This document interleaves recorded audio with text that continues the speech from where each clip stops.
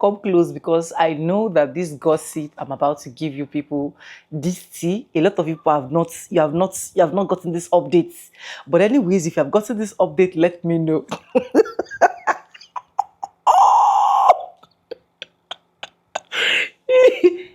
guys, guys, it's happening as we predicted, honestly. There is a divide right now, and a lot of people have been sensing it. Now, let me break it down a bit. You guys know me, I like to give people the footy. A lot of people have been suspecting and they've been saying this one that JD Vance have not said anything. For crying out loud, he is the vice president. Every single time the media tries their possible best to get something out of him to say, especially about this war with Iran, JD Vance will twist it in another way. Like, he will make sure he's bringing like examples that at the end of the day, even you that is watching will be like, that's not what they asked you, sir. I'm going to go out and roll out one of the examples of those type of clips that he's doing. And then I'm going to go ahead and tell you and show you as well how he indirectly, he indirectly, he, he indirectly condemned the orange man. Now, it's not just ending there. A lot of Americans are now seeing the divide between them, even to the point that recently most of the interviews that this orange man has been going to, especially when it is concerning JD Vance, asking him what is JD Vance saying about this, he sneakishly don't want. Let's go and watch. I love gossip, so let's go and watch. If you love gossip as well, tell me because I'll be bringing more gossip to you. A divide between Donald Trump and JD Vance seems to be growing because now it just got leaked to the media that JD Vance doesn't actually like Donald Trump's war in Iran, and he's against it. And I actually think that JD Vance and his team is behind the leak because they don't want to be connected to this very unpopular war. But Politico reported yesterday that Vance was the skeptical voice in the White House on the Iran strikes. Senior White House officials revealed that the vice president made his opposition known in the lead up to the war with Iran, pulling the curtain open after months of speculation about Vance being far more tepid about military action than Donald Trump. The senior Trump official who spoke anonymously said that Vance is, quote, skeptical, worried about success, and just opposes the war on Iran. It really seems like this is JD Vance or somebody on his team leaking this because Vance wants to run for president. He doesn't want to be tied to this unpopular war in 2028. And what's interesting is that Vance has largely been silent on social media as this war goes on. The last time he publicly defended this war on Twitter was March 2nd. He's not even talking about it, pretending it doesn't exist. So let me know what you think, but I think there's a rift opening between Donald Trump and JD Vance, and he is leaking this himself to distance himself from all of it. What did you advise the president initially as he considered his actions in Iran, and what are you urging him to do now, especially with Americans seeing higher prices at the pump and some of the fallout from that across the economy? Do you express any concerns like those you've expressed in the past on the possibility of these extended wars? Well, Bill, I appreciate the question. I know you guys have to ask it, but imagine the situation. We're in the situation room where you can't even take your iPod in there, or your AirPods, I guess what they're called. You can't take your iPhone in there. You can't take anything in there because it is the most classified space anywhere in the world. And I sit there with Pete Hegseth and General Kane and Marco Rubio and the entire White House team, and the president and I and the entire senior team are talking about the options and about what we need to do and about how we must best protect the American people. I hate to disappoint you, but I'm not going to show up here and in front of God and everybody else tell you exactly what I said in that classified room, partially because I don't want to go to prison, and partially because I think it's important for the President of the United States to be able to talk to his advisors without those advisors running their mouth to the American media.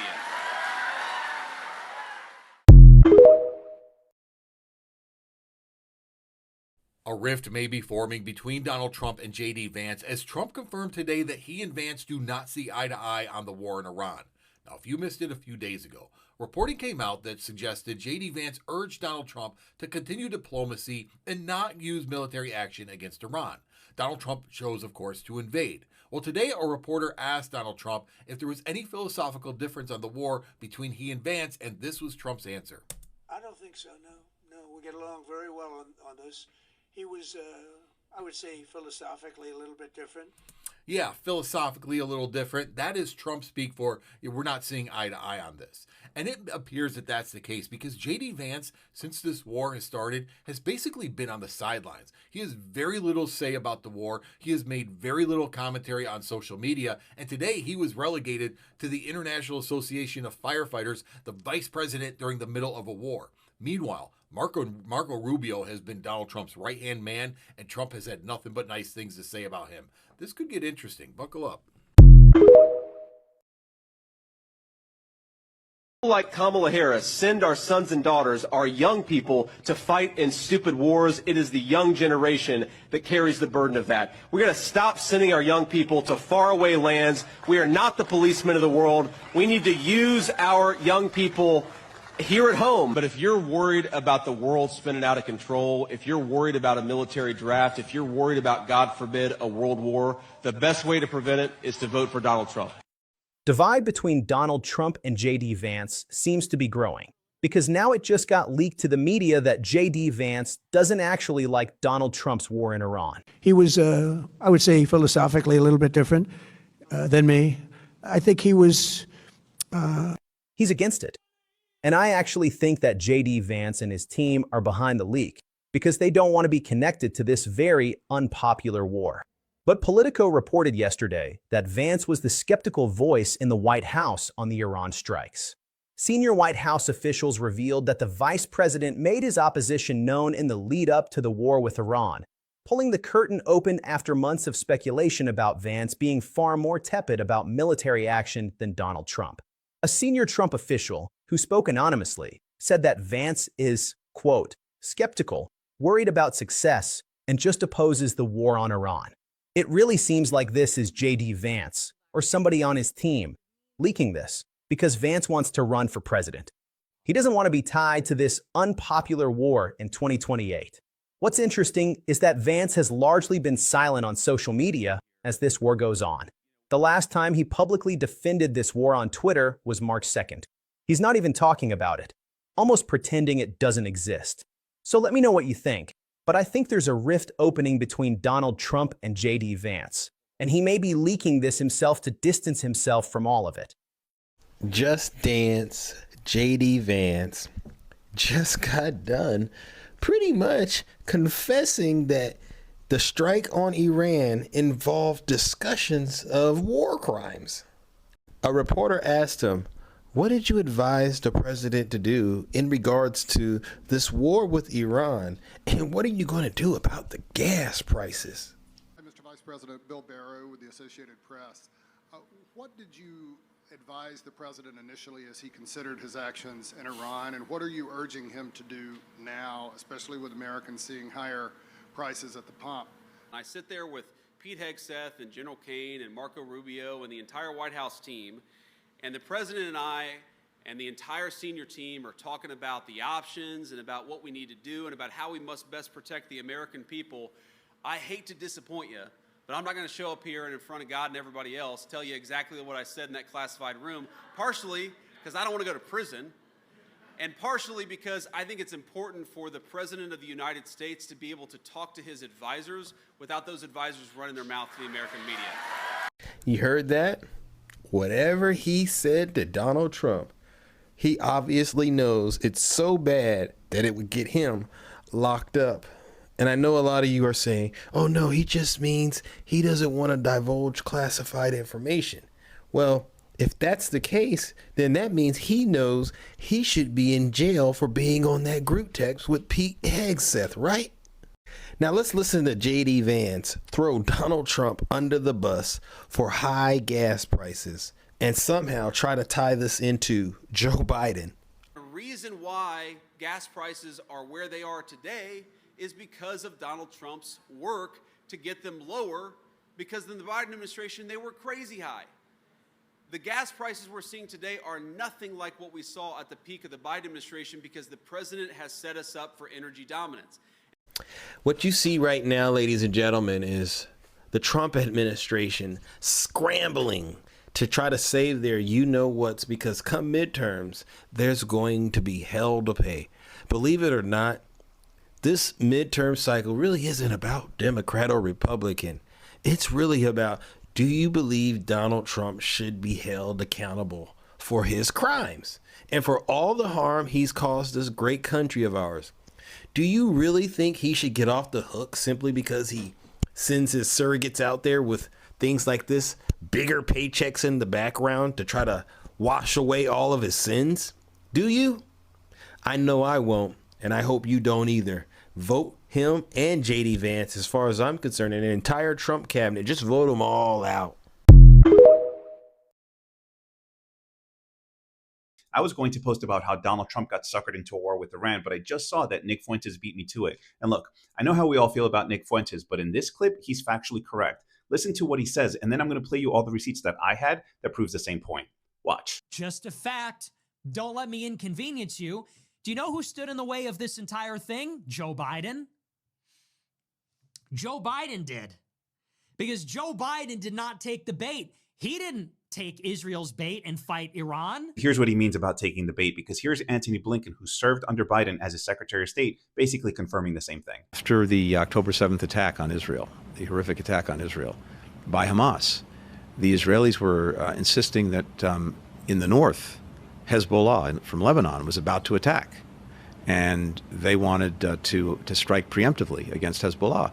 And President Biden said, look, we're with you, we'll always be with you in defending Israel, and if you're attacked, we're there, but we're not there if you're going to start something. And we came within about 30 minutes of having a war in the north based on bad information that the Israelis had about an imminent attack from Hezbollah. We were able to avert that. And we know Antony Blinken is telling the truth because Marco Rubio, the person who is now in Antony Blinken's job today, told us that. Watch. We knew that there was going to be an Israeli action. We knew that that would precipitate an attack against American forces. And we knew that if we didn't preemptively go after them before they launched those attacks, we would suffer higher casualties. And of course, Trump was asked about it, and here's what he said. And it was my opinion that they were going to attack first. They were going to attack if we didn't do it. If anything, I might have forced Israel's hand. And of course, Donald Trump is not going to come out and say that he was suckered into getting into a war with Iran. However, the fact that Antony Blinken is citing an intelligence report, that was faulty. The fact that it looks like Marco Rubio is repeating those same talking points from that faulty intelligence. And then, of course, we have this defense official testifying, saying that Marco Rubio was telling the truth. Watch. Do you dispute Secretary Rubio's statement? I think Secretary Rubio inadvertently told the truth. I agree with you that Secretary Rubio told the truth. And even Netanyahu was asked about this, and here's what he said. Donald Trump is the strongest leader in the world. He does what he thinks is right for America. To me, that sounds like a diplomatically worded pat on the head for the guy that got suckered into a war with Iran. Every American needs to watch this clip. Our interest, I think, very much is in not going to war with Iran. They said, he will start a war. I'm not going to start a war. I'm going to stop wars. A war with Iran would make the war in Iraq look like a cakewalk. Our president will start a war with Iran because he has absolutely no ability to negotiate. He's weak and he's ineffective. I've been a recovering neocon for 6 years now. Like the foolishness with which we ricocheted around the world, intervening, think it was in our best interest, when really we just overturned the table and created something worse. You're not going to have a war with me, and you're not going to have a third world war with me. That I can tell you. A vote for Donald Trump is a vote for a man who wants to end wars, not start them. I was the first president in decades who started no new wars. We don't need the wars. Foreign lands, countries you've never heard of, countries that don't even want us there. President Trump, as he says all the time, and as a lot of people recognize, is a president of peace. We want to have good relationships with everybody. I am the candidate of peace. I am peace. President Trump is the peace president. We've spent $8 trillion in the Middle East, and we're not fixing our roads in this country? How stupid is it? We've got to stop Donald Trump from starting a war with Iran. We should have never been in Iraq. We have destabilized the Middle East. I certainly empathize with Americans who are exhausted after 25 years of foreign entanglements in the Middle East. I understand the concern, but the difference is that back then we had dumb presidents, and now we have a president who actually knows how to accomplish America's national security objectives. Y'all know America's losing this war, right? Y'all know America is losing this war. I refuse to say we because I'm not a part of this shit. Y'all are losing this war. Yeah. Big time. Now I'm going to ask that you please use your common sense, although I understand for the bulk of Americans, common sense packed its bags and relocated. But for those of you who still have common sense, all you have to do is compare the media coverage that we received during the war of Afghanistan, Iraq, versus this war with Iran. You notice how you're not getting shit? You're not getting any information? You're not receiving nothing. Mind you, the technology that we have today far advances the technology that we had back then. And we had footage of everything that was going on back then. They were showing us everything. They didn't care about censoring because America was winning. We're not winning. Oh, excuse me. Y'all not winning. And since American citizens are not receiving any update, any information via American media news outlets, let me let y'all see these clips of what Iran is saying, okay? A message to the President of the United States. The outcome of war cannot be determined by tweets. The result of a war is determined in the field, the very place where you and your forces do not dare to approach, and you can only talk about it in your tweets. It's better to name this war as epic fear instead of epic fury. Basically what he said is, the President of the United States ain't got nothing but Twitter fingers. He's a keyboard warrior, certified keyboard warrior. And if we're going to be honest, there's not one president in the United States history that has tweeted as much as President Donald Trump has. Not one. Since the entire existence of the platform, of the social media platform, not one has tweeted more than Donald Trump himself. But not just that. Watch this clip too. این که ما میگوییم آتش بس نمیخواهیم نه به این دلیل که دنبال جنگ هستیم به این دلیل که این بار این جنگ باید به شکلی تمام بشود که دشمنان ما دیگر هرگز به فکر تکرار این حملات و این تجاوز نیفتند و من فکر میکنم تا همین الان هم درس خوبی فرا گرفتند فهمیدند که با چه ملتی طرف هستند که در دفاع از خودش هیچ تردیدی نمیکنه و آمادگی داره که جنگ رو تا هر کجا که هست ادامه بده و به هر کجا که هست بکشه. Does that sound like a nation that is scared of the greatest military strength of the world? Because they're not. They're not. And they're defending themselves really well. They're quite successful, actually. Yeah. Since when have you ever heard any other nation talk to America like this? During a war. During war. Now we're going to call this portion of the video Information About Americans That Americans Don't Know, as we are all experiencing a great media blackout during this time. Within the first 7 days, the Pentagon reported to Congress that it cost the American government $11.3 billion to participate in this war.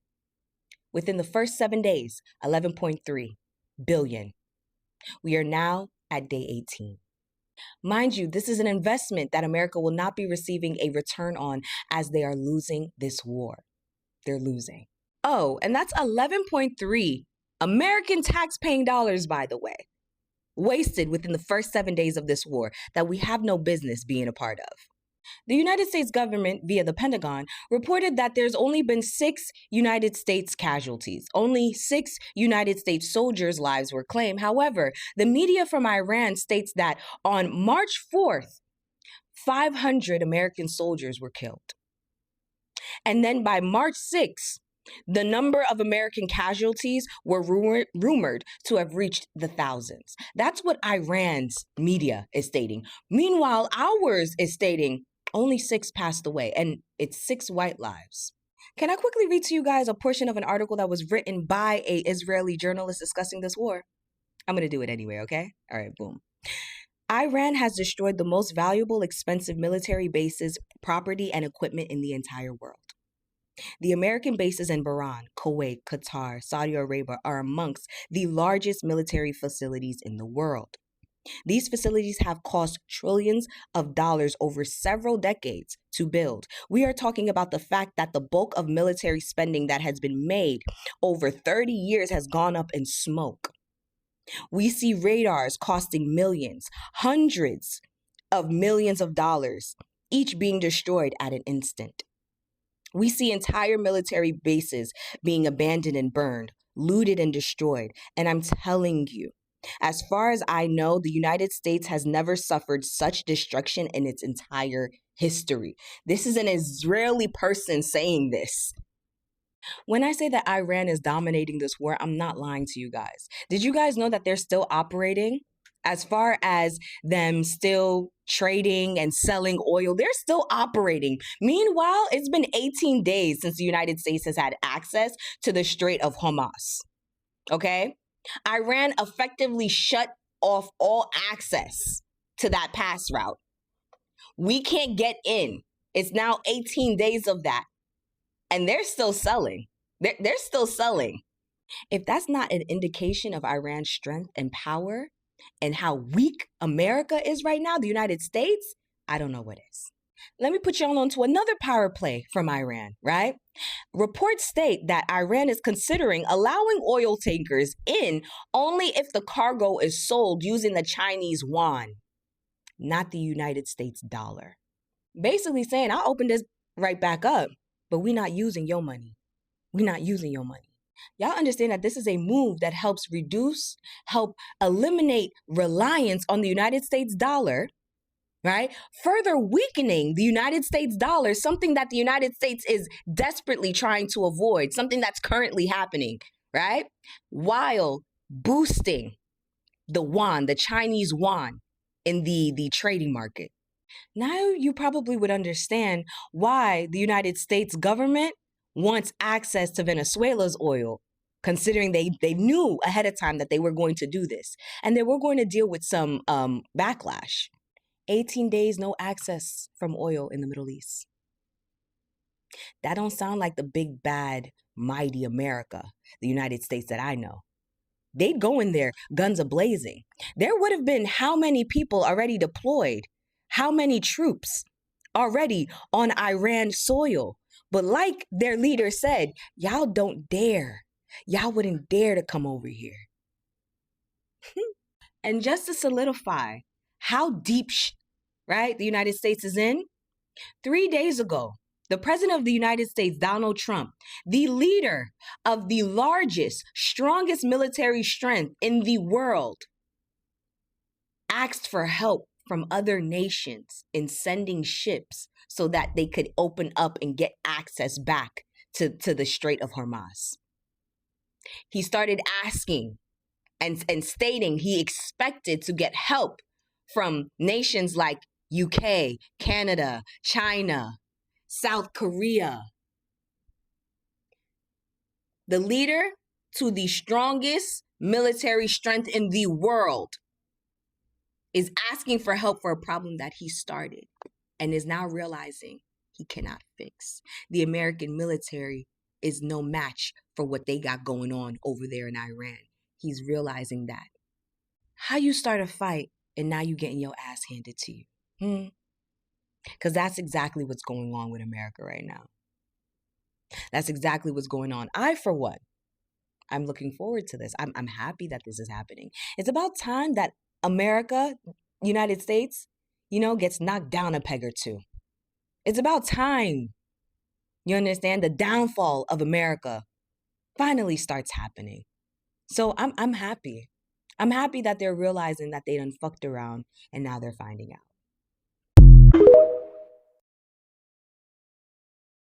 Trump is for getting us involved in Iran. And I think the best thing to do, therefore, is to allow Trump to explain to you the very sensible reason that he decided it was the correct course of action. This is him today, explaining our totally legit reasons for getting involved, and actually not even getting involved, starting this war. Take a listen. We don't need oil. We have all the oil we need for ourselves. It's one of the great assets that we have. We have more than double what anybody else in terms of oil production. we're at more than double any other country. So we don't need it, but we did it. It's almost, you could say we did it out of habit, which is not a good thing to do. But we did it because we have some good allies there. We have some great Middle Eastern countries there, Israel there. So we did it for a lot of reasons. So I would like to reiterate, we did it out of habit. We are kind of like in the habit of just sort of like mass murdering Muslims. Like that's just kind of what we do. We've been, like, it's just like a habit. We've been trying to kick it. It's so hard, but it's been decades of this habit. You know, nobody's perfect, right? Like my grandma smoked cigarettes or something and it never could really kick the habit. That's the vibe he's giving us, right? It's just a habit. Like, oh my gosh, you ever like chew gum or say, it's a habit that we're trying to kick. We're trying to not murder Muslim kids for no reason. But then we just like saw the school with the girls. We were like, oh my God, okay, we can't get to rehab. Yeah, this is America's habit. And then he tells us really, he's like, oh, well, that's not good. Kind of stops himself there. So that's the real reason, but it's not a good reason. Okay, what's our second one? Well, we have a lot of allies in the region. Really? Because all your allies are saying don't do this. They've all said don't do this, except for Israel. And you're a slave to Israel, Trump. Because you just want them to put your name on a building in Gaza and then put the building on top of all the dead kids, right? It's going to be a lot of dead Muslims and Christians, and you can put your building on top and it'll say Trump in that gaudy gold, which would be fantastic, right? That's what he's saying. So that's why we got involved. I just wanted you guys to hear from his own mouth because I couldn't explain it because it was so stupid. And then when he said it, it suddenly was even more stupid. Red heifers, Zio vibes, hard to kick cigarettes. Cool. And we haven't even mentioned the fact that we're also losing Iraq. Yeah, no. So check out this headline. This is real. U.S. urges citizens to leave Iraq after attack on the embassy in Baghdad because security officials say the embassy complex was struck by a drone after strikes killed 3 members of the Iran-backed Kataib Hezbollah and reportedly wounded its leader. So just so you understand, that's the biggest embassy in the world. I don't want you to think that that's like you walk down D.C. and it's like, oh, there's the embassy to Qatar. There's the embassy. No. It's bigger than Vatican City. It's basically an American city that's sitting in the middle of Baghdad. Okay. And it's just getting hit. And Trump is saying, evacuate. Hey, guys, we're going to lose. We're already losing. And it's because we just can't kick this habit of murdering Muslims for no reason because Israel says so, because they want to steal their resources. We're just in the habit. And in preparation for that inevitable loss, which is coming, what is happening right now is actually getting quite dangerous because neocons are lashing out and they're doing what they always do, blaming everybody but themselves. All of this could have been avoided if they stopped deluding themselves. Okay. They think they can just buy reality. And I thought about this for at least the last 3 weekends. I talked through this with my husband because it was a tweet from Michael Knowles that Michael Knowles was responding to. And I couldn't believe it. Right before we went to Iran, they started faking polls in such an egregious manner. Like they were just producing polls that were completely removed from reality. You know, they have these bots now in every comment section and there's just sock puppets telling you everyone wants to bomb Iran. And it's like now the polls were basically like 150% of people support war in Iran. And I had my husband like, whoa. I understand tipping the scales, but this is delusion. This is very dangerous. Like I said, to what end? Why would you do this? Why would you create fake polls and fake people and puppet account? Everybody knows that this war is not supported at all. And my husband reminded me that Jordan Peterson used to say that you can only bend reality for so long before it snaps back. And so I just sat down in my bed and decided to just sit and publish my thoughts on exactly what is happening right now with Zionists and how Trump has been infected with their delusion. And it's because they genuinely were trying on a strategy of fake it till you make it with war. Fake it till you make it. Nobody supports this. Nobody will we're just going to fake it till we make it. And just as soon as we get the bombs out there, we'll figure it out. Okay, so this is what I wrote. Jordan Peterson once said, you cannot twist the fabric of reality without it snapping back. Though his words were not shared in the context of today's current events, they ought to be recalled as we examine the objective failure of this administration's disastrous decision to attack Iran. Over the last 3 years especially, we have watched Zionists bend the fabric of reality. They have purchased views, influencers, and journalists. They have activated millions of online bots. They even went so far as to stage an open takeover of TikTok when they grew incensed that the youth was sympathetic to Palestine. With a seemingly unlimited budget, they have feverishly banned accounts, passed speech laws, only to discover that none of these actions amount to real power. In fact, they represent actions taken when power is on the brink of collapse. Because while bots can land in every comment section across social media, they cannot land plans in the Middle East. Bots are not capable of putting their boots on the ground and delivering you Iran. It turns out you still need real human beings for that, the very kind they have banned, blocked, and smeared for the better part of the last 3 years. No matter how many articles Very Wise publishes or how many monologues Mark Levin stammers through, the overwhelming majority of people in the world sense that Charlie Kirk was murdered for opposing this war and that Israel's hands are not clean in the story. Charlie Kirk's assassination and Netanyahu's response to it was consequential to Israel. There is a foundational principle that magicians should never believe in their own magic. It is important to draw a distinction between illusion and reality. It was not magic that maintained Israel's place in the world. It was a reality that people like myself and like Tucker Carlson and Megyn Kelly, however ignorant we may have been in our earlier assessments, once genuinely supported Israel and thought Zionism was a moral position to hold. We may have been wrong, but we were many. More crucially, the American people as a whole believed in the innocence and the friendship of Israel and were therefore willing to die overseas to defend her. All of that goodwill has now evaporated, and it happened virtually overnight.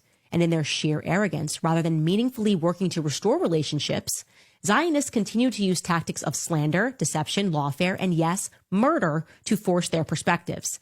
They no longer seem capable of making a distinction between illusion and reality. They wrongly assumed that with enough money, they could purchase truth. Zionists are quite literally their own worst enemy right now. No one believes them about anything anymore, nor should they. Calls to, quote unquote, prosecute Tucker Carlson or to bankrupt Candace Owens register to the public as exactly what they are, which is rabid, ill-advised demands from a bunker normally made right before an empire is about to fall, or before reality snaps back. That is my honest opinion of what we are seeing. They've just been buying things for so long that like the economy online, I've been watching them say, like, they'll say things like Mark Levin is a top podcast. They're buying those things through ads. It's fake. The numbers are not real. Actually, it was just announced that if you look right now, me and Joe Rogan are in a 3-way tie with one other podcast for the top podcasts. But if you actually go to Apple, it'll just keep telling you that no matter what, like everyone loves like Mark Levin and Ben Shapiro. It's just not reality. They can't keep doing that. And so the question is, what is going to happen to them now that they realize that they effed up, right? They effed up. It's not going to work. They're not going to get what they want. And everyone genuinely understands they're insane. Well, they're going to start making demands for people to get arrested, right? Because if you have the ability to delude yourself to that point, that you even made it to that point, it means that you're probably crazy enough to continue to fight to hold on to your delusions. Like you don't want to wake up to reality. A lot of them want to come out for presidency election. Do you get in 2028? And that is why a lot of them wants to make it look like I don't support this war. I don't know if you guys are getting where I am coming from. We are in 2026. We have just not even 2 extra years anymore for us to get to the election. So every single person is trying to play the right card. Now tell me, who will literally support a man that can wake up without talking about the Congress, without saying anything, and just decide to go and start up a war? Who will literally support that kind of person? Even to the point that the NATO allies, they said, no, sir, we are not with you on this one. You started this particular one. You are going to finish it yourself. You never informed us.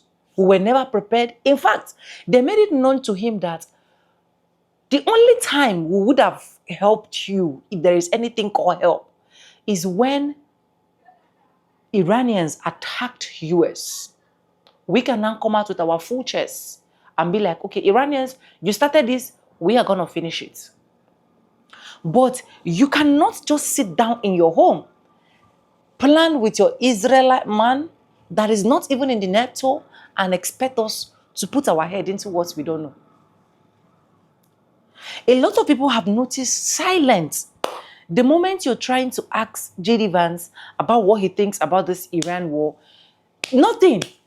And as a normal vice president, as a Trump supporter, as someone that is actually working under somebody, he has not said anything except his small recent interviews that he now sees reasons to say something just because Nigerians need to know something or they need to hear something. And when he's saying it, he's trying to sugarcoat a lot as far as I'm concerned. Because why? The 2028 election will soon come. It will soon come where a lot of them will now realize that who are the people that are supposed to stand for me? Do you get what I'm trying to say? So it's just a whole lot that is happening right now. And honestly, sometimes I wonder how the orange man sleeps at night. Are you people sure this man really sleeps at night? Or if he sleeps at night, how is he coping with that sleep? How is he coping to sleep at night? Where literally this orange man have seen rejections from different angles. He have seen a lot of things from different angles.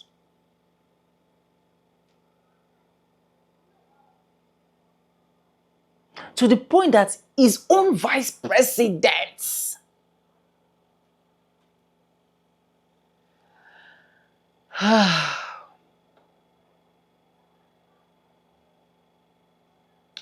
let me not even talk about the Candy Owens area, because Candy Owens, anytime she wants to anytime she wants to talk about this man, it's like she have another spirit of more hatred for him. Black people are saying no. White people are saying no. Hispanics are saying no. Asians are saying no. Mexicans are saying no. Immigrants are saying no. NATO is saying no. Your committees are saying no. The White House are saying no. How do you breathe, sir? How? How do you manage to sleep at night? Let me know what you think in the comment section. Credits belong to the original creators of every single clips and stitches we have in our today's episode. I want to say a very big thank you to every single one of you. Liking, commenting, sharing, dropping super thanks, and also joining my membership. I do not take you guys for granted. You guys are absolutely the best. With that being said, I'm going to be saying bye now. I'll see you guys in my next one. Just let me know what you think, because honestly, even if I want to say so, I don't tire to talk for this man matter. I don't tire. Bye for now, guys. I love you guys